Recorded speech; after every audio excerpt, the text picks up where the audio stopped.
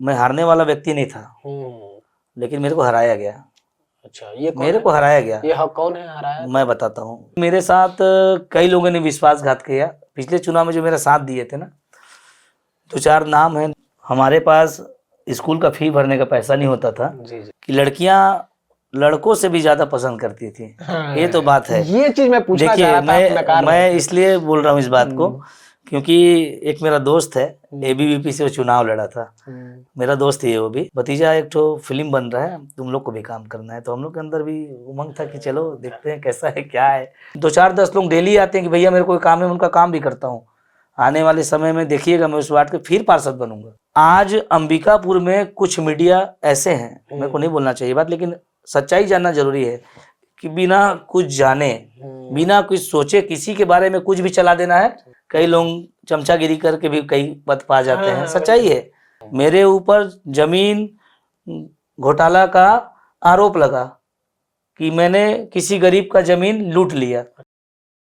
नमस्कार, जय हिंद। मैं हूं जितेंद्र बिंदु और आज फिर हम हाजिर हैं एक नए मेहमान के साथ। हमारे साथ हैं सरगुजा की राजनीति का एक जाना माना चेहरा। छात्र राजनीति से शुरुआत कर कॉलेज के दिनों में से लेकर नगर निगम तक का सफर इन्होंने तय किया है। आज हम उनसे जानेंगे उनके छात्र जीवन के अनुभव, कॉलेज की राजनीति में दिलचस्पी और उनकी कहानियां और आगे की राजनीति की रणनीति। तो सतीश बारी जी, आपका बहुत बहुत स्वागत है हमारे बहुत बहुत धन्यवाद भैया आपका। तो आज हम लोग शुरुआत जब करेंगे तो सबसे पहले हम जानना ये चाहेंगे कि आपके जीवन के उन दिनों के बारे में जो लोगों से अछूता रहता है, यानी कि बचपन में आपका जीवन कैसा था, आपके फैमिली के बारे में अगर कुछ बता पाए। जी, सबसे पहले आपके यूट्यूब चैनल पताल लोग का मैं तहे दिल से धन्यवाद देता हूँ। धन्यवाद कि आप मुझे एक मेहमान के रूप में यहाँ बुलाए हैं। मैं उन दिनों की बात जो आप पूछ रहे हैं मेरे बचपन के दिनों का, तो मैं वो आपको विस्तार से बताता हूँ भैया। बचपन से ही एक छोटे से गरीब परिवार में मेरा जन्म हुआ था। मेरे दादाजी, दादी जी और माँ पिताजी, ये लोग बचपन से ही बड़े ही लाड प्यार से हम लोगों को पाला है। जी जी। एक छोटे से परिवार में मेरा जन्म हुआ था। मेरे दादाजी का एक्सीडेंट में देहांत हो गया था। दादी अकेले उस समय घर का पालन पोषण करती थी, पिताजी भी कुछ नहीं करते थे। उस समय की बात है कि हम लोग के घर में बहुत सारे, उस समय पूरा वो जो एरिया था चांदनी चौक घुटरापारा वाला, वो पूरा ग्रामीण जैसा था। धान की खेती होती थी। तो उसी समय हमारे जो दादी जी थी वो बहुत सारे गाय और भैंस का पालन की थी। अच्छा। और उनका दूध बेच के हम लोगों को प्राइवेट स्कूल में पढ़ाती थी। अरे वाह। विक्टोरिया पब्लिक स्कूल है मेरा बचपन का स्कूल। वहाँ के प्राचार्य कौशल शर्मा सर हैं। और उनकी जो पत्नी है, हमारी मैम थी उस समय, गणित पढ़ाती थी हम लोगों को, तुलसी मैम। मैं एक बात आपको बोल सकता हूँ उनके लिए कि बचपन में जिस समय हमारे पास स्कूल का फी भरने का पैसा नहीं होता था, जी जी, फिर भी वो हम लोगों को कभी लाइन में खड़ा नहीं करती थी असेंबली के। वो बहुत मदद करते थे हम लोगों को, और मैं उनको बहुत धन्यवाद देता हूँ कि उन दिनों में भी हम लोग का साथ दिए हैं। मैं आज भी उनका बहुत सम्मान करता हूँ। और ऐसे करके हमारा जीवन चालू हुआ। KG 1 से लेकर 8वीं तक की पढ़ाई में Victoria public school Chandni Chowk Ghutrapara road में जो है वहाँ मैं किया हूँ। विक्टोरिया पब्लिक स्कूल से मेरे को निकलना पड़ा और एकदम रुचि मेरा खत्म हो गया था पढ़ाई में। शुरू में बहुत अच्छा, बहुत तेज था मैं पढ़ाई में। 70 एवं भी कभी भी नंबर आता था फाइनल का, तो 70 एवं भी आता था। और मल्टीपर्पज़ जाने के बाद लगातार मैं 2 साल 9th में फेल हुआ। हाँ, मज़ेदार बता रहा हूँ आपको बात कि मेरे को पढ़ाई से रुचि ही खत्म हो गया था। लेकिन उसके बाद फिर मम्मी का, पापा का, बड़ा भाई का डांट कि नहीं पढ़ाई करना है, आगे बढ़ना है, तो वो प्रेरणा था मेरे लिए। और फिर मैं सोचा कि अब मेरे को अब मल्टीपर्पज़ स्कूल में ही अपना करियर बनाना है। 8 सब्जेक्ट लिया, फिर 12th गया। दोनों साल में क्लास का मॉनिटर रहा। तो उस समय हमारे जो वहाँ KK राय सर थे, उनका बहुत डांट मिलता था हम लोगों को। कुछ भी होता था तो डांटते थे। उनका जो हार्डनेस है तो अभी भी लोग जी बहुत सम्मानीय है, हम लोग के गुरुजन रहे हैं वो। और सेंगर सर थे। हाँ। ऐसे करके 2-3 सर जिनको मैं आज भी अच्छे से जानता हूँ। तो मेरे साथ, मैं चूँकि क्लास का मॉनिटर था, तो मेरे साथ लगभग 52 लोग एक साथ हम लोग पीजी कॉलेज में अच्छा, एडमिशन कराए मतलब थे। कि नेतागिरी वहीं से चालू हो गई हाँ, थी, लग रहा है। हाँ, हाँ, 52 लोग हम लोग गए थे, हाँ। 52 लोग। उसके बाद फिर एक ग्रुप समूह का मैं हेड था। हाँ, वहाँ भी मैं उनका नेता। हाँ, उनका नेता ही था, मॉनिटर था। तो उसके बाद धीरे धीरे अजय सिंह है एक, अजय सिंह बड़ू, अच्छा अच्छा। कांग्रेस पार्टी के नेता हैं हम लोग के। तो वो उस समय कॉलेज आना जाना चालू किए थे, NSY के वो लीडर थे वहाँ। तो मेरे साथ 52 लोग थे, 52 लोग। तो उनको पता चला कि कोई लड़का आया है मल्टीपर्पज से, सतीश बारी नाम है, 52 लड़कों लोगों के साथ आया है और वो बनी बनाई टीम है, तो इनको जोड़िए। ABVP वाले भी खूब प्रयास किए। अच्छा, उनके साथ में 2-3 दिन घूमा भी पीजी कॉलेज में। धीरे धीरे धीरे धीरे अजय भैया से अटैचमेंट हो गया। उसके बाद उनसे जुड़ के फिर आलोक सिंह जो है हमारे बड़े भाई हैं, वो कांग्रेस पार्टी के नेता हैं, ऑल इंडिया कांग्रेस कमेटी में वो डेलीगेट भी है, नेशनल डेलीगेट है। अच्छा अच्छा। तो उनसे भी जुड़ा मैं। धीरे धीरे राजनीति जीवन सफ़र चालू हो गया। अब मैं फर्स्ट ईयर BA में मैं एडमिशन लिया। अच्छा। BA में हम लोग एक साथ मतलब 3 कमरों में 800 लोग BA में पढ़ाई करते थे। एक कमरे में 3 कमरों में 800 लोग। हाँ, BA के मतलब 3 कमरों में 800 को अगर हम डिवाइड कर दें जी, तो ये तो हाँ 250-250 के आसपास बड़े बड़े कमरे भी थे। आप देखेंगे प्रोफेसर मैनेज कर पाते थे उसको? मैनेज कर लेते थे, पढ़ाई थोड़ा कम होता था लेकिन फिर भी हम लोग पढ़ लेते थे। पढ़ने वाले जी जी, नहीं पढ़ लेते थे। और धीरे धीरे उनसे जुड़ के मैं देखा कॉलेज में, पीजी कॉलेज में जब मैं शुरू में गया तो मेरे को लगा कि काफ़ी परेशानी दिख रहा है यहाँ पे। तो मन में भी एक ऊर्जा आया कि नहीं, मेरे को भी छात्रों के जीवन के लिए काम करना है, उनकी पढ़ाई के लिए काम करना है। तो धीरे धीरे उमंग जागता गया। और एक सामान्य परिवार का लड़का था, लेकिन मैं शुरू से ये बोल सकता हूँ कि मैं साहसी था और नेता वाला गुण मेरे में शुरू से था। वो तो 10वीं से पता चला। हाँ 51-52 जी, लोगों के साथ। लेकिन गुण था। लेकिन मेरे को ना भैया, मैं आपको बता रहा हूँ कि राजनीति में आने का कोई इंटरेस्ट नहीं था मेरा। अच्छा। मेरा एकदम कोई दिलचस्प नहीं था। फर्स्ट ईयर में भी जब मैं आया ना, तो जो राजनीति करने आते थे ना, तो उनको देख के मैं चिढ़ता था कि हम लोग का क्लास डिस्टर्ब करने आ गए। इतने मुश्किल से तो 1-2 क्लास लग रहा है, उसको भी डिस्टर्ब करने आ गए। तो बड़ा मेरे को ना असहज फील होता था कि नहीं, ये लोग ठीक नहीं है, इनसे नहीं जुड़ना है। अच्छा, इसको हम थोड़ा सा रोक करके पीछे थोड़ा सा और चलते हैं। आप बहुत आगे निकल लिए हैं। जी, मेरे कुछ सवाल पीछे वाले जीवन में पूछना था। जी, स्कूल में मल्टीपर्पज उन दिनों में ना उदंडता के लिए काफी फेमस रहा था। जी, तो कुछ वैसा उदंडता याद आता है क्या स्कूल में आप किए होंगे? देखिए ज़्यादा तो नहीं, लेकिन थोड़ा बहुत हम लोग बदमाश थे उस समय और नटखट थे। इसलिए हम लोग के जो 11th और 12th के जो क्लास टीचर थे, तो कभी पढ़ने वाले छात्र को जो ज़्यादा नंबर लाए थे उसको मॉनिटर नहीं बनाए थे। अच्छा। जो क्लास का सबसे सबको संभाल सके ऐसा बच्चा था। अच्छा। इसलिए मेरे को मॉनिटर बनाया था। कभी एक होता ना कुटाई कभी आपको स्कूल में लगा हो? स्कूल में बहुत मार खाए हम लोग। स्कूल में वो मार वो आज भी याद आता है। विक्टोरिया पब्लिक स्कूल हो या मल्टीपर्पज़ स्कूल हो, बहुत मार खाते थे हम लोग अपने समय में। और कॉलेज में कोई लड़की वड़की का मामला रहा हो कुछ? नहीं, कभी ऐसा दिन ही नहीं आया कॉलेज में जब से नहीं, बताना नहीं चाहते होंगे तो अलग नहीं मुद्दा बताने है। वाली बात, मतलब नहीं, खुल के बात करने अब वाले। देखिए, एक क्या है कि एक तो आप नेता किस्म के हाँ। व्यक्ति थे। जब अभी हम फिल्मों में देखते हैं ना कि हाँ। हीरो उसके साथ 15-20 लोग, हाँ, तो लड़कियां ना बड़े सॉफ्ट होती हैं, वो ना इम्प्रेस होती हैं। तो नहीं, आप कॉलेज गए थे तो उन दिनों में कहीं कुछ हुआ हो?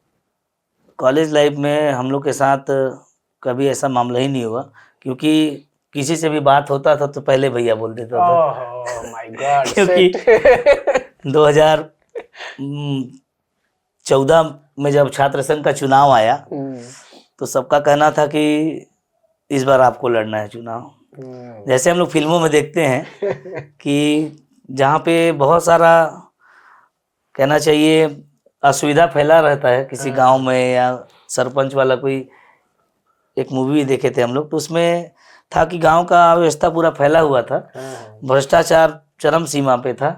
ऐसे समय पे कोई व्यक्ति को बोलते हैं कि तुम चुनाव लड़ो। अच्छा, तो वैसे ही मेरे दोस्त लोग मेरे को वो उस अव्यवस्था बना के पेश किए कि आपको चुनाव लड़ना है। अच्छा, तो शुरू शुरू में मैं थोड़ा असहज फील कर रहा था, क्योंकि 2013 में मैं जब आरक्षक भर्ती हो रहा था तो मेरा बहुत शौक था कि मैं पुलिस की नौकरी करूं। अच्छा, मैं और मेरा छोटा भाई दोनों हम लोग सरगुजा संभाग में 527 जो सीट आई थी उसमें जब फिजिकल हुआ तो दूसरे नंबर पे मैं था और तीसरे नंबर पे मेरा छोटा भाई था। वाह, और हम लोग की नौकरी लगभग लग गई थी। फिर लेकिन क्या कारण था तो मैं तो नहीं जानता, लेकिन वो भर्ती जो थी निरस्त हो गई थी। अच्छा, उस समय मेरा दोस्त अभी अतुल सिंह एक है, पुलिस लाइन का है, आज वो पुलिस वाला है। एक राहुल सिंह है, वो भी पुलिस वाला है। हम लोग साथ में सब तैयारी किए, फिजिकल में दौड़े वड़े सब। उसके बाद वो भर्ती निरस्त हो गया। सेकेंड बार वाले में मेरे दो दोस्त राहुल सिंह और अतुल सिंह का नौकरी लग गया। आज वो लोग यहीं गांधीनगर में पोस्टेड है और एक कोतवाली में पोस्टेड है। अच्छा, अच्छा। तो अभी एक सवाल मेरे मन में ये उठता है, जब आप राजनीति में अब तो आ ही चुके हैं जी, उन दिनों में जब कॉलेज के जो चुनाव लड़ रहे होंगे, तो उस समय दो ऑप्शन तो आपके पास थे, एबीवीपी भी था और एनएसयूआई भी था। तो एनएसयूआई क्यों, एबीवीपी का क्या आइडियोलॉजी आपको अच्छा नहीं लगा? देखिए शुरू शुरू में जब मैं कॉलेज में गया तो निश्चित रूप से मैं बोल सकता हूँ कि उस समय वहाँ एबीवीपी का बहुत ज़्यादा माहौल दिखता था।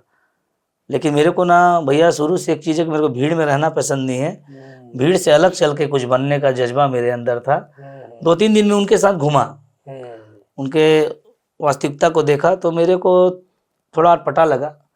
मेरे को लगा कि शायद मेरा करियर यहाँ नहीं हो सकता। अगर मेरे को राजनीति में ही जाना है तो इनसे लड़ के मेरे को इनसे आगे जाना है। और देखिए मेरा किस्मत भी बहुत अच्छा था, ये बोल सकता हूँ। 27 साल के बाद छात्र संघ का चुनाव हुआ था। जब 27 साल पहले चुनाव बंद हो गया था, उसके बाद जब 27 साल बाद चालू हुआ तो मैं पहला उम्मीदवार था पीजी कॉलेज के सचिव के रूप में। और मैं मोनिका शुक्ला थी जो अध्यक्ष लड़ी थी। मोनिका शुक्ला जी 7 वोट से अध्यक्ष बनी थी और मैं 15 वोटों से उस कॉलेज का सचिव बना था 2014 में निर्वाचित होके। स्टूडेंट लोग वोट देते थे अपना बैलेट पेपर पे और हम लोग चुनाव जीते थे। अच्छा, आप पर ना एक आरोप भी लगते रहा है जी कि आप प्रोफेसरों पे ना अलग अलग किस्म का दबाव बनाया करते थे, ये सच है क्या? जो उन दिनों आप विश्वास नहीं करिएगा, ऐसे ऐसे मामले आते थे उस समय। कई छात्र थे जो बैकवर्ड एरिया से आते थे, गाँव से आते थे, जिनको कुछ पता ही नहीं रहता था कि फॉर्म कैसे भरना है, मेरा एडमिशन तक कैसे होगा। तो उन दिनों की बात है कि मैं कोई किसी का फॉर्म लेके जमा कराने जाता था सर लोगों के पास, तो ऐसा लगता था कि अगर कोई काम रुक रहा है तो थोड़ा सा आक्रामक हो जाता था मैं। लेकिन इसका मतलब ये नहीं था कि मैं उनका सम्मान नहीं करता था। फिर थोड़ी देर बाद जाके मिलता था कि सर इनके कारण आना पड़ा है और उस बात को गलत मत लीजिएगा। हालांकि मर्यादा में रह के ही मैं उनसे बात करता, थोड़ा आक्रामक हो जाता था। धीरे धीरे एक हॉस्टल है पीजी कॉलेज का, जनरल हॉस्टल है, और वहाँ एक आदिवासी हॉस्टल भी है। वहाँ पीने तक का पानी का व्यवस्था नहीं रहता था, मेरा आँख का देखा हुआ है। और हॉस्टलों के छत से पानी टपकता था बरसात के दिनों में। तो हॉस्टलों में गैस सिलेंडर नहीं होते थे, चूल्हा नहीं होता था। उनका भी ये मन था कि हम लोग भी गैस से खाना बनाएं, लकड़ी का धुआं बर्दाश्त नहीं होता था लोगों को। उनके पास उनका जो बेड था, मैं देखा था 2014 का बात बता रहा हूँ आपको, कि टूटा फूटा बेड में उन लोग सोते थे। तो छात्र संघ चुनाव जीत के मैं वहाँ का नेतृत्व कर रहा था, तो मेरे अंदर एक था कि उनका काम होना चाहिए जैसे भी हो। तो मतलब इसलिए भीड़ जाते थे? तो कुछ लोग काम सुन लेते थे, उनसे नहीं भिड़ता था। अच्छा। लेकिन जो नहीं काम सुनता था उनसे मैं भिड़ जाता था। लेकिन ऐसा नहीं था कि मैं मर्यादा से बाहर जाके भिड़ता था। थोड़ा सा आवाज मेरा तेज हो जाता था, नहीं, वो तो अभी भी लग रहा है। आंखें लाल हो जाती थी। ये साधारण सी बात है क्या? साधारण सी बात है। ये साधारण सी बात है क्या? मेरे लिए भाई उन समय उनका काम कराना सबसे विशेष बात रहता था। तो देखिए उसका फल भी मुझे मिला। 2014 में जितनी एनर्जी से मैं काम किया कॉलेज के लिए और कॉलेज के हित के लिए भी काम करता था। खंडहर नुमा कॉलेज था हम लोग का 2014 में, आप फोटो निकाल के देख सकते हैं। जब मैं वहाँ का सचिव बना, पीडब्ल्यूडी ऑफिस के कोई अधिकारी आता था, कोई इंजीनियर आता था, कोई नेता मंत्री आता था, तो मैं उसका घेराव कर देता था। बोलता था कि हमारा कॉलेज स्वच्छ और सुंदर दिखना चाहिए। हमारे कॉलेज में छात्रों के लिए, छात्राओं के लिए, हमारे भाइयों के लिए, बहनों के लिए कम से कम इनके लिए सुलभ शौचालय का व्यवस्था होना चाहिए और अच्छा स्वच्छ जल का व्यवस्था होना चाहिए, पीने का पानी का व्यवस्था होना चाहिए। ऐसे करके मैं उनसे भिड़ जाता था और वो मैं मांग करता था, खुल के मांग करता था। और कई हद तक जो एस के त्रिपाठी सर वहाँ के प्रिंसिपल थे, अब वो रिटायर हो गए हैं, वो भी मेरा सपोर्ट करते थे। वो भी बोलते थे कि कॉलेज के सचिव हो, इनको घेरो और इनसे जैसे भी करा के कॉलेज का काम कराओ। तो ऐसा चलता था उस मतलब कुल मिला के वो दबंगई में कॉलेज के प्रोफेसरों और प्रिंसिपल का सपोर्ट रहता था। सबका सपोर्ट रहता था। ऐसा नहीं था कि किसी से मेरा कोई बकझक हो गया किसी काम को लेके तो वो मेरे को नहीं मान रहे, ऐसा नहीं था। मर्यादा में रह के मैं विरोध अच्छा, करता इसी दौरान में ना क्या कभी ऐसा कोई काम हो पाया जैसे किसी छात्र के लिए कोई ऐसा कारण हुआ कि एबीवीपी और एनएसयूआई आमने सामने आ गए हो? देखिए, बहुत अच्छा सवाल पूछे हैं। एबीवीपी और एनएसयूआई हमेशा आमने सामने होती थी।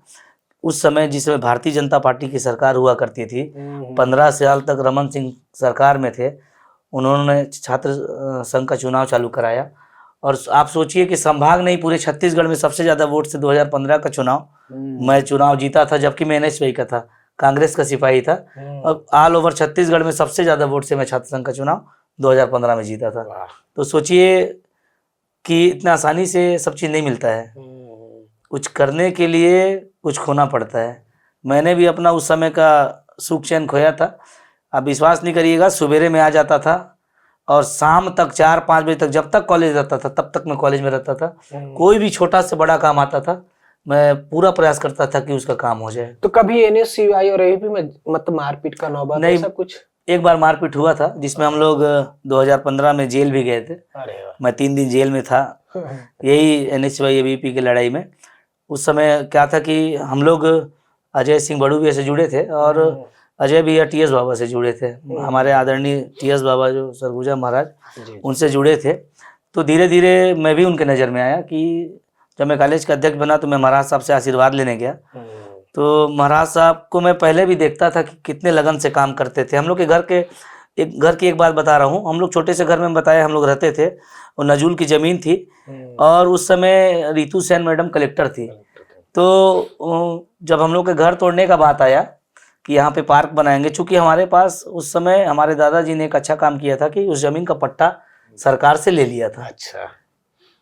तो रितु सेन मैडम थी, तो वो कलेक्टर थी सरगुजा की, तो वहाँ पे पार्क बनाना चाहती थी। तो बोले कि यहाँ के जितने भी घर है, 7-8 घर हैं वहाँ पे, सबको तोड़ के यहाँ पे गार्डन बनाओ।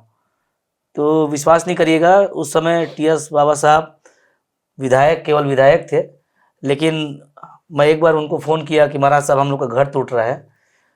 तो सोचिए, एक छोटे से परिवार के एक लड़के के फ़ोन पे उतने बड़े आदमी टीएस सिंहदेव जो सरगुजा के महाराज हैं, हमारा आदरणीय बाबा साहब है, वो एक फ़ोन पे हमारे अपने पूरे टीम के साथ हमारे घर आए, मोहल्ले वाले से मिले और वहीं से कलेक्टर मैडम को फ़ोन किए और उनको जो हमारे पास जो पट्टा था ज़मीन का उसको व्हाट्सअप किए और फिर वो टीम जो है जो तोड़ने आई थी जेसीबी लेके, वो वापस हुई।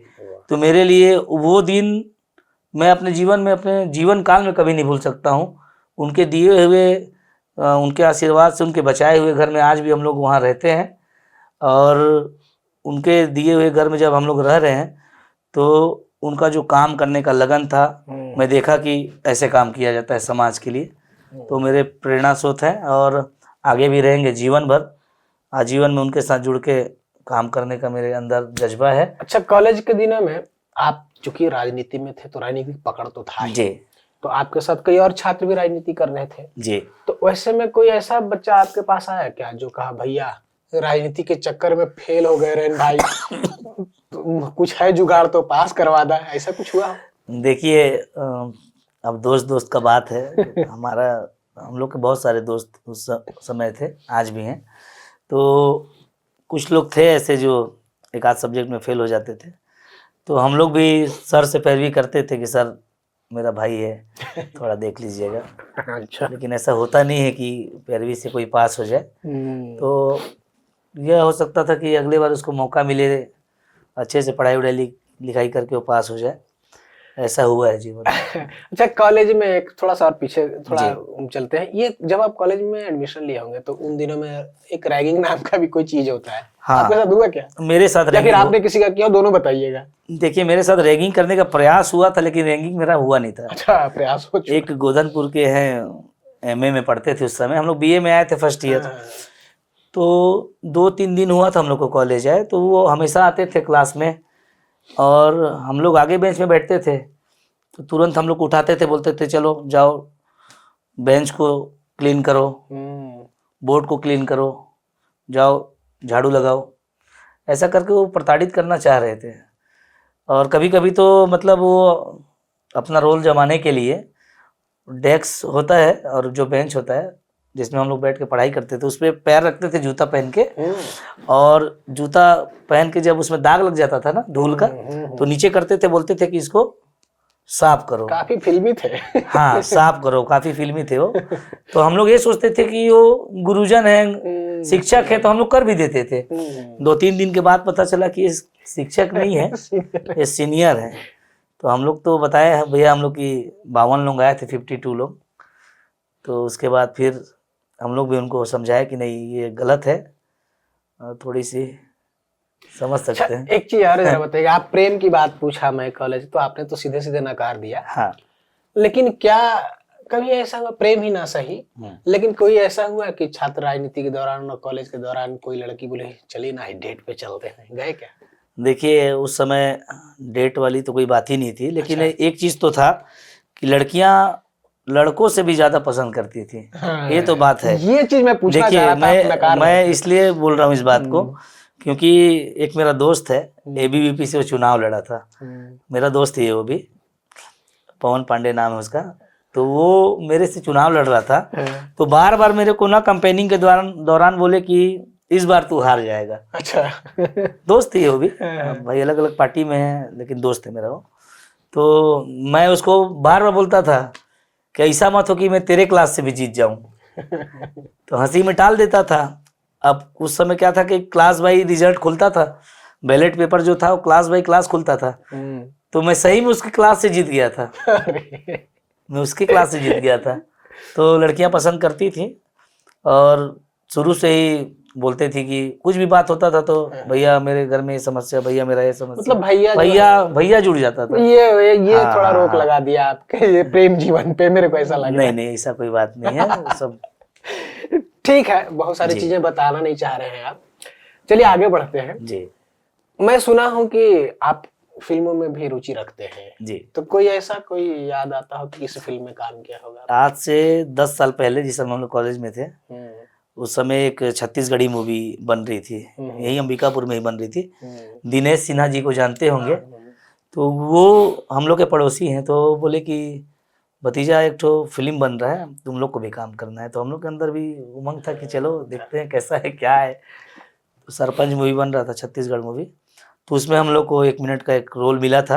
अच्छा अच्छा। वो एक आइटम सॉन्ग था, उसमें हम लोग को डांस करने का मौका मिला। तो डांस में रुचि है कि? जी, डांस में रुचि है कि मौका मिला तो नहीं चलो बस कर मौका लेते? मिला था तो चले गए थे, ऐसा अच्छा। कोई वो नहीं है। और कोई फिल्म आपने काम किया हो? अभी एक फिलहाल में एक मूवी बन रही थी, डीके मूवी, अभी वो कुछ दिनों में आने वाली है, अभी बनी। तो उसमें हम लोग को रोल मिला था, ओरिजिनल रोल था हम लोग का कि वो जो डीके मूवी का हीरो रहता है उसको पुलिस पकड़ के थाने ले जाती है, तो उसको थाने से छुड़ाने के लिए हम लोग को आंदोलन करना रहता है। यहाँ भी नेता ही थे। तो हाँ, यहाँ भी नेता वाला रोल मिला था, तो उसको हम लोग किए हैं, और कुछ दिन बाद वो और फिल्मों में भी, मतलब वो फिल्म आने वाली है, उसमें दिखेगी। वो हमारे बैनर के तले ही फिल्म बन रही है। जी जी जी जी। और आपने काफी धांसू से रोल किया है, जी, जी, उसमें जी। देखा हूँ। जी जी जी तो अच्छा, एक चीज और भी है कि फिल्मों के और गानों की रुचि तो आम है ही, जी। खेल वगैरह में भी कोई रुचि था आपका? खेल में बहुत अच्छा रुचि था शुरू से ही। एक खेल मेरे को बहुत पसंद था, क्रिकेट। जब हम लोग 12th पास किए, कॉलेज में गए, तो कई टूर्नामेंट ऐसे शहर में भी होते रहते थे। हम लोग बाहर भी जाते थे, जरी, बड़गांव, राजपुर, इधर रामानुजगंज जाते थे, बलरामपुर जाते थे, इधर उदयपुर जाते थे। फुटबॉल? नहीं, क्रिकेट। अच्छा। और कई बार ऐसा होता था कि मैन ऑफ द मैच बनने का भी मौका मिलता था। अरे वाह। मैं उस समय बहुत अच्छा बैटिंग करता था। ओके। एक बार अभी यहाँ नरेंद्र मोदी कप चल रहा था, ये कला केंद्र में। कांग्रेस वाले हैं आप? एक ओवर में 4 कांग्रेस छक्के वाले लगाया हैं था आप? मैं। नरेंद्र मोदी जी क्या छक्के मार रहे हैं। नहीं तो खैर वो तो खेल टूर्नामेंट था। हाँ वो तो जी, खेल जी। है। आइडियोलॉजिकल मतभेद मतलब हो नहीं। सकता है, लेकिन मन में तो कोई भेद है ही नहीं देखिए, दोनों से। मेरा मानना है कि राजनीति प्रतिद्वंदा होनी चाहिए। हम्म राजनीति प्रतिद्वंदा नहीं होगी तो एक दूसरे का जो विचार होता है ना, हम्म। भाजपा का विचार अलग है, कांग्रेस का विचारधारा अलग है। तो विचारधारा की लड़ाई में कभी किसी को अपना दुश्मन नहीं समझना चाहिए। देखिए, कल एक वीडियो आया है, हमारे आदरणीय यहाँ के जो विधायक हैं राजेश अग्रवाल जी, अभी मंत्री भी हैं छत्तीसगढ़ शासन में। हाँ हाँ वो कुछ साल पहले हम लोग के साथ, हम लोग सब लोग एक साथ कांग्रेस की राजनीति करते थे। बहरहाल कुछ ऐसा हुआ कि वो बीजेपी में चले गए और वहाँ से वो विधायक बने हैं। तो ऐसा नहीं था कि वो महाराज साहब से कभी अपने आप को ऊपर समझते हैं। मैं भी जहाँ तक समझता हूँ, वो मैं देखा कि उस वीडियो में कि महाराज साहब का वो पैर छू के प्रणाम करते हैं, जहाँ भी देखते हैं। कि वीडियो का बात ही नहीं है, मैं तो हमेशा महाराज साहब के साथ आना जाना मेरा नहीं, रहता है। चुनाव के दौरान भी एक हाँ, देखिए, शिष्टाचार होना चाहिए। शिष्टाचार होना अगर कोई बड़ा है तो बड़ों का सम्मान करना ही चाहिए। चाहिए। और हमारे महाराज हाँ, भी किसी भी पार्टी से रहे, उससे वो नहीं है। आज हम लोग के भी बीजेपी में कई लोग हैं जिनसे हम लोग का भाई बात विचार संबंध अच्छा है, हम लोग भी उनको प्रणाम करते हैं। लेकिन जहाँ पे बात राजनीति की आएगी तो हम लोग एक दूसरे के सामने जरूर मिलेंगे, वो भी प्रतिद्वंदी। हाँ, प्रतिद्वंदी। अच्छा, आप ये इस पे कुछ कहना चाहेंगे कि पीजी कॉलेज से जी। मेन स्ट्रीम के जो राजनेता कई आए हैं, तो पीजी कॉलेज में क्या खास है? पीजी कॉलेज की खासियत मैं बताता हूँ आपको। पीजी कॉलेज सरगुजा संभाग का सबसे बड़ा कॉलेज है, अग्रणी कॉलेज है। वहाँ पे तरह तरह के लोग आते हैं। वहाँ पे ग्रामीण क्षेत्र के भी लोग आते हैं, शहर के भी लोग आते हैं, शहर की लड़कियां भी आते हैं, गांव की भी लड़कियां आती हैं। वहाँ कई प्रकार के आप देखिएगा, पढ़ाई के साथ साथ कई सांस्कृतिक कार्यक्रम हो, ये सब हो, तो उसमें भी लोग रुचि लेते हैं। और सबसे बड़ी बात वहाँ की हवा की जो आप बात कर रहे हैं भैया, मैं आपको बताना चाहूँगा कि वो एक बड़े स्ट्रेंथ का कॉलेज है। और जब वहाँ राजनीति चालू होती है तो मेरा मानना है, आज भी 2015 में मैं अध्यक्ष था कॉलेज का, लेकिन मैं किसी गांव में जाता हूँ ना तो मेरे को आज भी पहचान जाते हैं कि सतीश भैया आए हैं। अच्छा। तो बड़ा खुशी होता है कि सरगुजा संभाग के आसपास किसी भी गांव में भी जाते हैं तो वो लोग पहचान जाते हैं। मैं भी पहचानता हूँ बहुत सारे लोगों को चेहरे से कि हम लोग के, हाँ, ज्यादा था, स्ट्रेंथ ज्यादा था। देखिए, राम विचार नेताम जी भी वहाँ पढ़े हैं, बड़े बड़े नेता, और भी कई दिग्गज नेता सरगुजा वहाँ से पढ़ के जो नेता हैं, अजय अग्रवाल जी का नाम सुने होंगे आप। पूर्व में वो छत्तीसगढ़ शासन में 20 सूत्री कार्यक्रम के उपाध्यक्ष थे, तो वो भी वहाँ से पढ़े हैं। 3 बार के अध्यक्ष रहे हैं वो कॉलेज के, छात्र संघ के। अच्छा, एक चीज ये बताइएगा कि जिस समय आप, एक तो छात्र राजनीति की बात होगी, अब जब मेन स्ट्रीम में आप आए हैं कांग्रेस में जी, इसमें कांग्रेस में आप कैसे आए? कोई लाने वाले हैं या फिर आपको कैसे अप्रोच लगा कि आप सीधा सीधा कांग्रेस की राजनीति करने लगे? और एक चीज में जोड़ रहा हूँ, एक सवाल और कि आप कम उम्र में टिकट भी मिला पार्षद का, तो ये कैसे संभव हुआ? ये मैं आपको बताना चाहूंगा भैया कि उन दिनों की बात है, कॉलेज की राजनीति में मैं अजय भैया से जुड़ के काम किया, आलोक भैया से जुड़ के काम किया, और भी हमारे जो एक साथी है अभी एनएसवाई का जिला अध्यक्ष है, आशीष जायसवाल, वो भी मेरे उस समय का साथी है। जिस समय हम लोग लगता था कि अकेले मत पड़ जाएं, कहीं राजनीति से दूर मत होना पड़े, उस समय का साथी है वो भी। तो धीरे धीरे ये हो सकता था हम लोग के जीवन में कि कहीं हम लोग राजनीति से दूर ना चला जाए, तो एक पकड़ बनाना जरूरी था। इसलिए कॉलेज का जब राजनीति खत्म हुआ तो मैं मोहल्ले में भी गणेश पूजा, एक बड़ा गणेश पूजा, हम लोग सरगुजा संभाग का सबसे बड़ा मूर्ति रखते थे शुरू से ही, चौक पे, जो चांदनी चौक पे। जी जी, देखा। तो उसको मैं बड़े लगन से पूजा पाठ करा के और पूरे मोहल्ले को एक मंच पर लाकर एक अच्छा कार्यक्रम होता था पूजा पाठ के माध्यम से, तो लोग जानते थे कि ये मोहल्ले का एक्टिव लड़का है। तो मैं अपनी बात महाराज साहब से रखा, सम्मानित टीएस बाबा से, कि बाबा मैं इस बार चुनाव लड़ना चाहता हूँ वार्ड का। चूँकि मेरा उम्र 27 साल था, कम था, तो एक बार संकोच किए हो। अच्छा। लेकिन जो वहाँ हमारे जोन प्रभारी हैं आदरणीय अरविंद सिंह गप्पू, जो वकील भी हैं, महामंत्री भी हैं कांग्रेस के, हम लोग के जोन प्रभारी हैं, तो वो इस बात को महाराज साहब तक रखे कि सतीश इस बार चुनाव लड़ना चाहता है। अच्छा। और आप विश्वास नहीं करिएगा, जिस वार्ड से मैं चुनाव जीत के आया था उस समय, वो भाजपा का गढ़ माना जाता है आज भी। अब विधानसभा का चुनाव होता है या सांसद का चुनाव होता है तो बीजेपी वहाँ से बहुत आगे वोटों से जीतती है।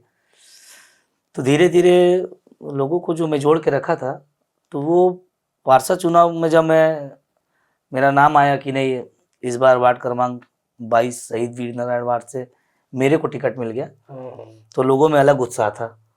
मतलब उस बार का पहला चुनाव का बात बता रहा हूँ कि हाथों हाथ उठा लिए पूरे चुनाव का। मैं चुनाव कैसे जीत गया मेरे को भी नहीं पता था। अच्छा। और जो मेरे प्रतिद्वंदी थे उस समय, तो लंबे समय से राजनीति में सक्रिय थे, तो उनको मैं हरा दिया। मेरे लिए एक बड़ा अचीवमेंट था वो।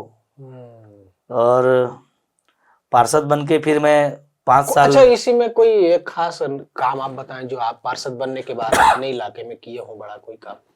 2-3 काम मेरे को एकदम दिल से करना था, क्योंकि मैं वहीं पला बढ़ा बचपन से। जहाँ पे हम लोग खेलते थे आज वहाँ पे पूरा घर बन गया। हम लोग देखे एक घर को बनते देखे उस मोहल्ले के। तो जब बरसात का दिन आता था भैया, तो वहाँ बाढ़ आ जाता था।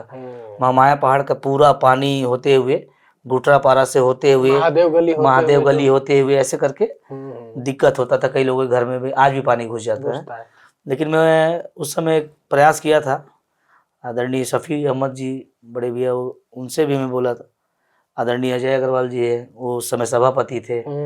तो इन लोगों से मैं बोला कि उस क्षेत्र में आदरणीय आदि बाबा को मैं बोला, महाराज साहब को बोला कि मेरे को सबसे पहले मेरे वार्ड में एक काम चाहिए, एक नाला बनवा दीजिए यहाँ। जो सबसे बड़ा समस्या था, मैं देखता था महिलाएं उस रास्ते से आना जाना, कमर भर पानी हो जाता था बरसात के दिनों में। मैं भी पीछे बगल जी के मोहल्ले जी में जी। रहता हूँ। तो वो इस बात को स्वीकार किए कि नहीं तकलीफ है, और आदरणीय महाराज साहब पूरा उसको पास कराए, और पूरा निगम का टीम उसमें जल्द उसको काम को पूरा कर लिए। 50 लाख लागत का एक नाला था, उसको बनवाए। उसके बाद हमर क्लिनिक नाम से एक योजना चला था कांग्रेस की सरकार में। तो महाराज साहब स्वास्थ्य मंत्री थे, तो मैं महाराज साहब को बोला कि मेरे वार्ड में भी एक हॉस्पिटल चाहिए मेरे को। अच्छा। तो प्रदेश का दूसरा हॉस्पिटल मेरे वार्ड में बना। प्रदेश का दूसरा हॉस्पिटल। वो योजना जैसे चालू हुआ था, तो दूसरा हॉस्पिटल, मतलब एक और बना था इससे पहले, और दूसरा हॉस्पिटल सरगुजा में, पहला हॉस्पिटल हमर क्लिनिक दूसरा, और सरगुजा में पहला हम मेरे वार्ड में बना। उसके साथ साथ कई डामर के रोड बनवाए हम। उसके बाद आप देखिएगा आंगनबाड़ी की समस्या थी, आंगनबाड़ी बनवाए। बिजली पोल की खंबा थी, शाम होते कई ऐसा एरिया था मेरे वार्ड में जहाँ पे अंधेरा हो जाता था 6 बजे के बाद।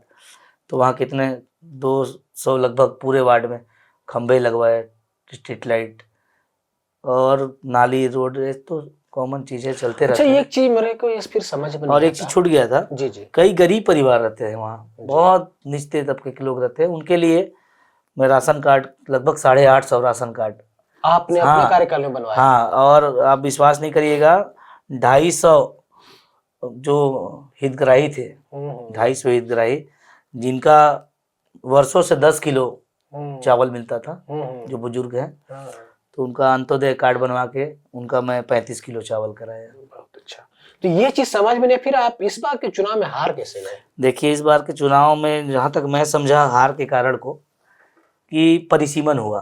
एक चीज और सवाल इसी में जोड़ रहा हूँ मैं। जी जी। आपका जो घर है, या पिछली बार जो चुनाव लड़े, वो वार्ड नंबर 23 है शायद। वो 23 है अभी। इस बार हो गया फिर 24। ये क्या चक्कर है? और टिकट भी आपको दूसरे तरफ से मिल गया, जबकि आपने जो अभी काम गिनाया है, तो अपने वार्ड में ये सभी को समाहित करिएगा। मैं कई काम अभी आपको गिना ही नहीं पाया हूँ। नहीं, वो तो समय भी नहीं है, संभव नहीं हो ना। आपने 5 सालों में आपके बारे में मैं सुना भी हूँ, कई काम आपने किए होंगे, लेकिन उतना समय भी नहीं है कि आप गिना पाएं। ठीक बात है।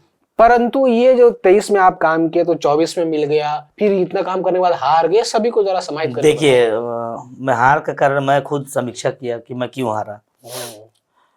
मैं हारने वाला व्यक्ति नहीं था, लेकिन मेरे को हराया गया। अच्छा, ये मेरे को हराया गया। ये कौन है हराया? मैं बताता हूँ। जब रात को 2 बजे लोगों के घर में पानी घुसता था, तो मैं आदरणीय शफी भैया, आदि बाबा, महाराज साहब, अज्जू अंकल जो सभापति थे, इन लोगों के पास रात को मैं 2 बजे फोन करता था। अब बोलता था कि मेरे वार्ड में बाढ़ आ गया है, आप लोग जेसीबी भेजिए। 2 बजे रात को खड़ा होकर मैं वहां पे पानी निकलवाता था। मैं हार नहीं सकता था, मैं जानता था कि मैं नहीं हारूंगा। लेकिन मेरे हार का सबसे बड़ा जो कारण था, इस बार जो बीजेपी का सरकार आया, प्रदेश में भाजपा का सरकार आया, अब सरकार आने के बाद अधिकारी कर्मचारी उनके हो गए। ये सच है? हाँ सच तो फिर है। ये मान जाए कि सच इसलिए है कि पिछले सरकारों में जिस समय परिसीमन जब कंप्लीट था, तो आपको नया परिसीमन कराने का क्या जरूरत था? नया परिसीमन में सुनिए, परिसीमन हुई थी? हाँ सुनिए, मैं आपको बताता हूँ। मेरे वार्ड का 3 हिस्सा मानिए। एक हिस्सा था चांदनी चौक के दाहिने तरफ, एक था जो इसमें मेरा घर था, और एक था जहाँ पे मैं हॉस्पिटल बनवाया था, उसको शिकारी रोड से जो उधर जाते हैं मंगल ढोड़ा बोलते हैं, जो खैरबार की सीमा तक जाता है। इनको 3 भाग में बांट दिया गया मेरे वार्ड को। केवल बीच का मेरे घर का बचा, चांदनी चौक से घुटापारा महादेव गली, ऐसे में वार्ड खत्म। दाहिने ओर में जो शास्त्री नगर था, जिसमें 700 से 800 वोटर थे, उसको काट के अलग कर दिए, बोरीपारा वाला एरिया को काट दिए। तो अब दोनों में से एक जगह से मेरे को लड़ना था। अब मेरे को ऐसा लगा कि शायद मैं इस एरिया में ज़्यादा काम किया हूँ मेरे आकलन में, तो मैं सोचा कि मैं यहाँ से लड़ूंगा। ये बगल का भी है और भाई मेरा वार्ड है।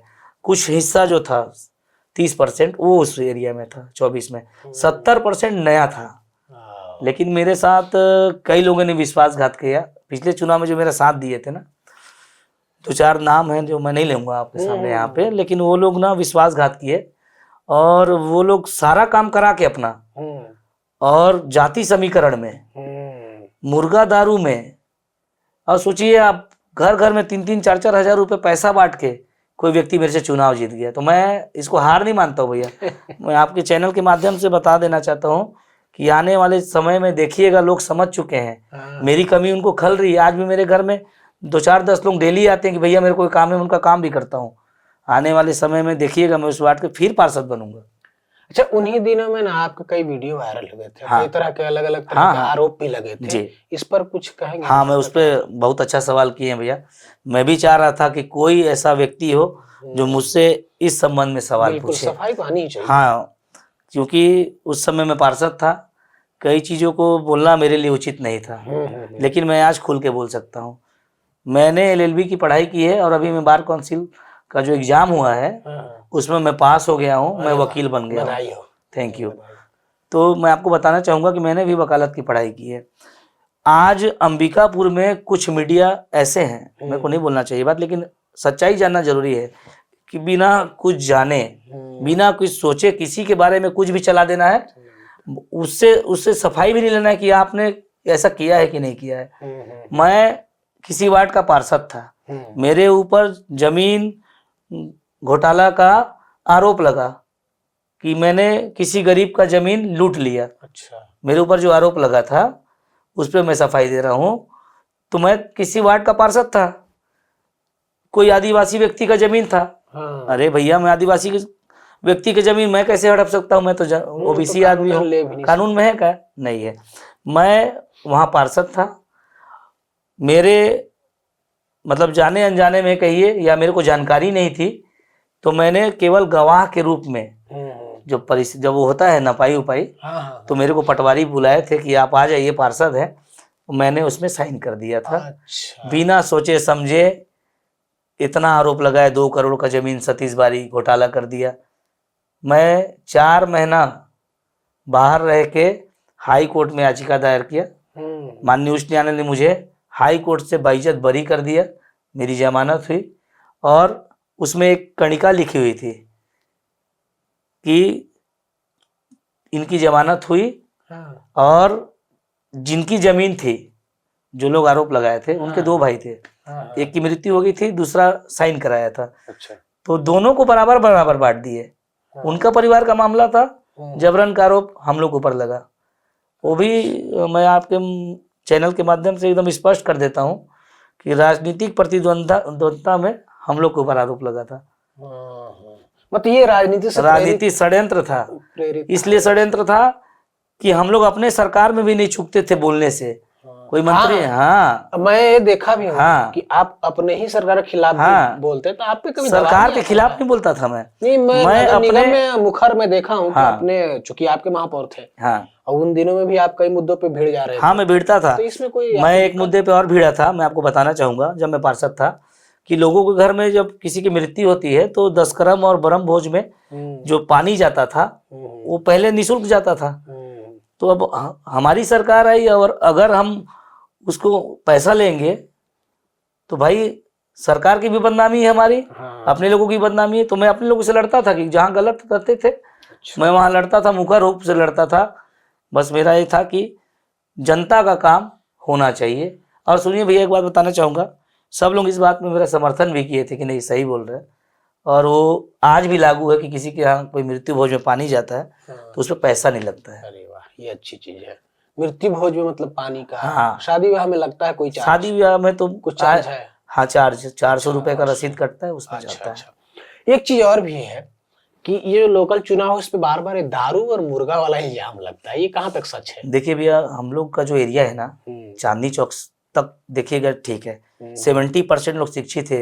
ये भी नहीं आप बोल सकते कि वहाँ शिक्षित लोग नहीं रहते, लेकिन 30% लोग आज भी मेरे मोहल्ले में बैकवर्ड किस्म के लोग हैं। और वो लोग ना, उनको ना प्रलोभन जो देता है ना, वो लोग उसके साथ चले जाते हैं।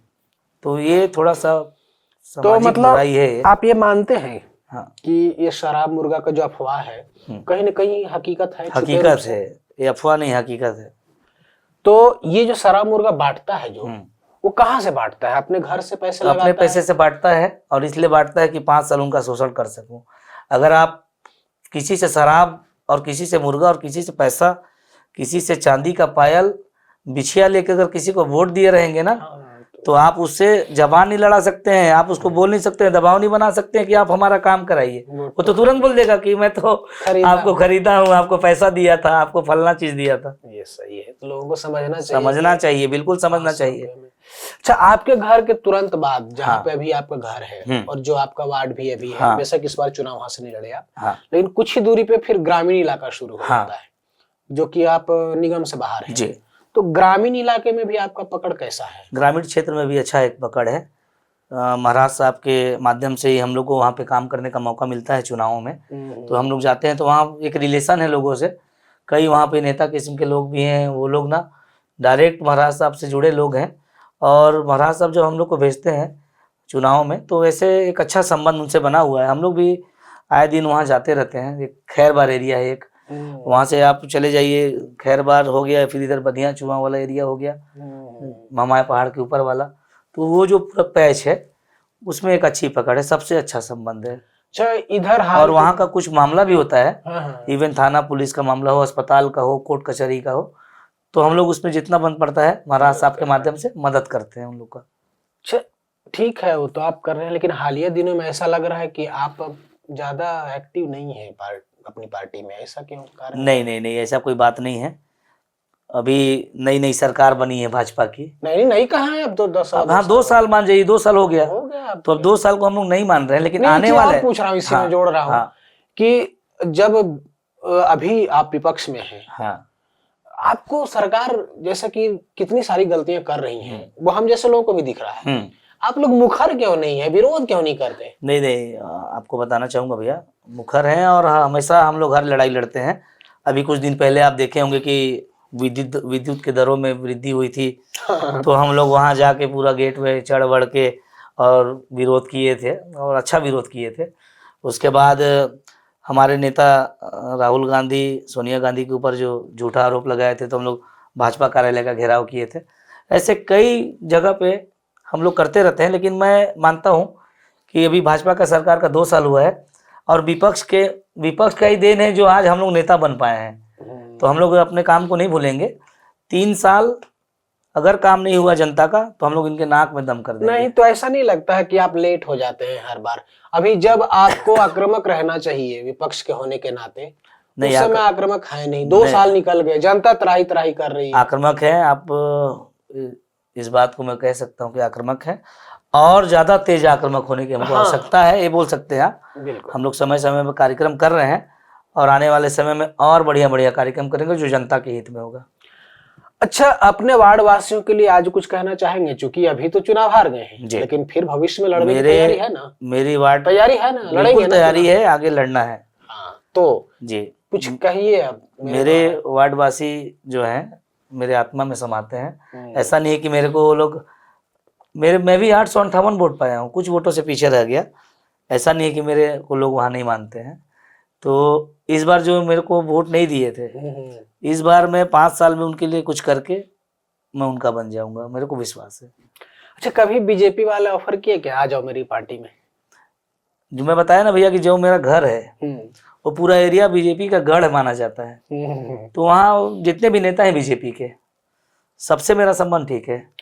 तो वो लोग प्रयास तो शुरू में किए थे कि मैं भी बीजेपी का कार्यकर्ता बनूं, लेकिन जब मैं कॉलेज का अध्यक्ष बना, सचिव बना, NSY का विधानसभा अध्यक्ष बना, फिर यूथ कांग्रेस का महासचिव बना, फिर मैं बस्तर का प्रभारी बना। अच्छा, मेरी शादी भी वहीं हुई है, अच्छा, जगदलपुर। भाभी बस्तर की। हाँ, तो आदि बाबा को मैं ऐसी हंसी मजाक में ऐसी बात कर रहे थे, तो बोले कि आदि बाबा मेरे को बोले कि आपका शादी हुआ है बस्तर में, तो आपको बस्तर का प्रभारी बना रहे हैं। इसी में एक सवाल है, हाँ थोड़ा पर्सनल है जी। ये बस्तर कैसे पहुंच लिया आप 600 किलोमीटर दूर शादी करने के लिए? कोई तो वजह होगा। किस्मत अपना जहाँ भी लिखा रहता है वही होता है शादी। तो जो अभी आपकी वाइफ हाँ। है वो रिलेटिव का ही है या फिर? नहीं, वो एक मेरे भैया हैं, तो वो अच्छा, किन्हीं के उनके माध्यम से रिश्ता आया था। नहीं, उतना दूर होता है तो शक हो जाता है कहीं लव मैरिज तो नहीं है जो कि आप नहीं, छुपा रहे हो। नहीं, नहीं, इतना दूर एकदम से वो दूसरा रीजन है, हमारा दूसरा नहीं, रीजन। सब लोग बोलते भी हैं। हाँ, तो बोलते हैं। और जब मैं सगाई करके वापसी में फ्लाइट से आ रहा था, जगदलपुर से फ्लाइट चलती है रायपुर तक। अच्छा, जगदलपुर वाले चला लिए, इधर सरगुजा वाले अभी। हाँ, तो हमारे कांग्रेस के कई नेता लोग बोल भी रहे थे कि सतीश कहाँ जाके शादी कर लिया है। कुछ तो झोल है। हाँ। नहीं, कुछ तो झोल है।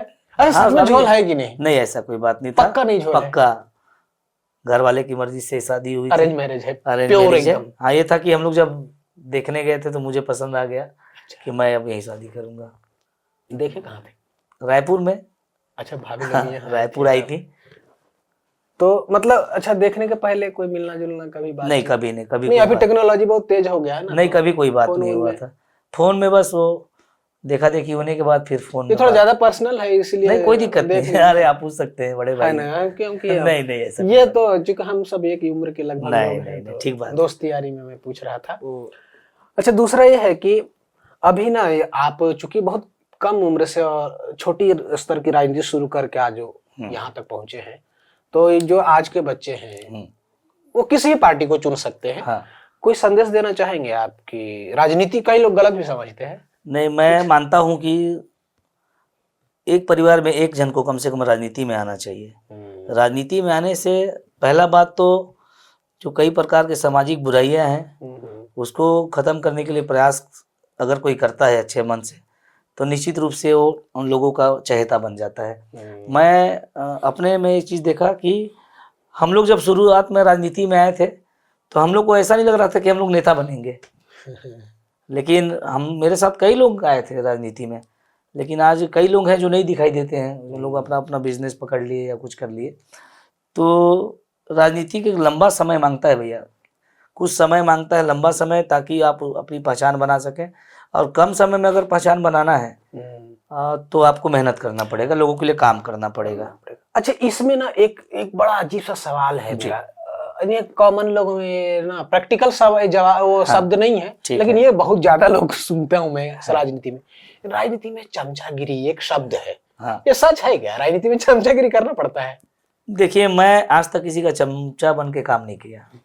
मैं शुरू से अगर आया तो मैं नेता बन के आया। तो कोई करता है कि नहीं? चमचागिरी बोल भी सकते हैं, कई लोग चमचागिरी करके भी कई पद पा जाते हैं, सच्चाई है ना? इसमें नो डाउट। अच्छा, चमचागिरी में करते चमचागिरी का मतलब वो नहीं है कि आपको गलत तरीके मत लीजिएगा। वो क्या है कि मान लीजिए कि मैं आपके साथ रहता हूँ, जी हजूरी करना, आपके साथ में रहता हूँ। हाँ। आप नेता हैं, मैं आपकी सेवा कर रहा हूँ। कुछ भी मामला हुआ, जाओ देख लो, मैं देख लिया। कुछ आपका कोई काम हुआ, मैं कर दिया। तो आपसे मेरा एक अटैचमेंट हो गया, आप मेरे प्रिय हो गए। अब उसको चमचा बोलिए, प्रिय बोलिए, तो एक हो गए। मतलब चमचा का परिवार। हाँ, उसके बाद आपका पावर है तो आप पद दिला दिए। हाँ। अच्छा, तो कितना जरूरी है चमचागिरी करना? मैं तो नहीं मानता हूँ किसी को चमचा बनना चाहिए। मैं मानता हूँ कि अगर नेतागिरी करना है तो लोगों की सेवा करें, उनके लिए हर मुद्दे पे लड़ें, तो आप नेता बन जाएंगे। अच्छा, ये चीज एक सवाल और था मन में ना, ये अभी अभी आया है कि ना हल्ला गुल्ला इधर होता रहता है कि कांग्रेस में 2-2 3-3 गुट है इधर अपने सरगुजा में। ये सच है? गुट तो नहीं कह सकते हैं, लेकिन क्या है कि सबका जो, जैसे हम लोग के नेता TS बाबा, मैं अपने नेता TS बाबा को मानता हूँ। महाराज साहब टीएस बाबा को मानता हूँ। तो तो एक उनसे सुनिए मेरा बात कि उनसे मेरा श्रद्धा है, उनसे मेरा श्रद्धा है। मैं उनको देख के राजनीति में अगर आया हूँ, वो मेरा घर बचाए हैं, तो कहीं ना कहीं तो मेरे लिए वो नेता है। और जब तक वो नेता है तो मैं उनके साथ रहूंगा। एक तो नेता नहीं है, कई नेता है, लेकिन मेरा नेता टीएस बाबा। अच्छा, इस तरह से ना कि व्यक्तिगत जिनका जिनसे अटैचमेंट है वो उस तरफ मूव कर गया, ऐसा कहना चाहते हैं? ऐसा कह सकते हैं। तो इसको हम दो गुट नहीं माने, दो गुट नहीं मान सकते हैं। मान लीजिए मैं महाराज साहब के लिए काम करता हूँ, कांग्रेस पार्टी के लिए काम करता हूँ, वो भी कांग्रेस के लिए काम कर रहे हैं, तो गुटबाजी नहीं कह सकते हैं। कहते हैं कि अपने अपने नेता के लिए समर्पित। चलिए ठीक है जी। अच्छा, 2028 में फिर चुनाव होगा छत्तीसगढ़ में जी। तो आपको क्या लगता है कि अभी की सरकार जो 2 साल में है वो आएगी, रिपीट होगी? मेरे को नहीं लगता है कि आएगी, क्योंकि हम लोग भी कई जगह पे आते जाते रहते हैं, लोग परेशान हैं, बहुत परेशान है। मैं क्यों परेशान है? देखिए, ज्यादा बड़ा बात तो नहीं बताऊंगा, एक छोटी सी परेशानी बता रहा हूँ। आप महतारी वंदन योजना में किसी परिवार को 1000 रुपए दे रहे हैं, किसी महिला को 1000 रुपए दे रहे हैं, महिला तो खुश, आपको वोट भी मिल गया, लेकिन उन्हीं के पति से पूछिए कि उनको कितना दर्द है। जब घर में बिजली बिल आता है ना, तो जो पहले बिजली बिल आता था ना 1000-1200 मैक्सिमम, वो अब 4000-4500 रुपए आ रहा है। तो उसी घर से पैसा निकाला जा रहा है, सरकार उसी घर से पैसा निकाल रही है। ये सबसे बड़ा कारण होगा मेरे को लगता है इस बार सरकार जाने का। किसानों के मुद्दों में फेल है। देखिए आप, सोसाइटी में हाहाकार मचा हुआ है। अभी कवर्धा में देखिए आप, एक खबर आ रही थी कि क्या नाम है, ये जसपुर से खबर आ रही थी, जहाँ के मुख्यमंत्री हैं, कि चूहे खा गए 7 करोड़ का धान। तो ये सब पब्लिक को दिखता है। अच्छा, आगे आपको विधायक के रूप में देखेंगे हम लोग? समय लगेगा, लेकिन मेरा भी इच्छा है कि आने वाले समय में विधायक जरूर बनना है इस शहर का, इस शहर का सेवा करना है। अभी नहीं, भविष्य में लगे रहेंगे आप? लगे रहना है जब तक विधायक नहीं बनेंगे। चलिए, आपने बहुत अच्छी तरह से आज बातचीत किया, बढ़िया लगा सुन करके। जी। तो आपने ना अभी छात्र जीवन से लेकर के मौजूदा जो राजनीति तक का जो बड़ी ईमानदारी से आपने जवाब दिया सब कुछ।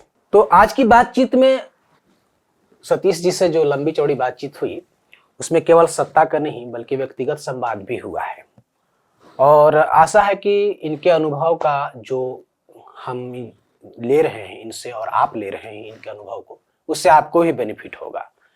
तो इसी तरह से आज का समाप्त करते हैं। आपका बहुत बहुत धन्यवाद। बहुत बहुत धन्यवाद भैया।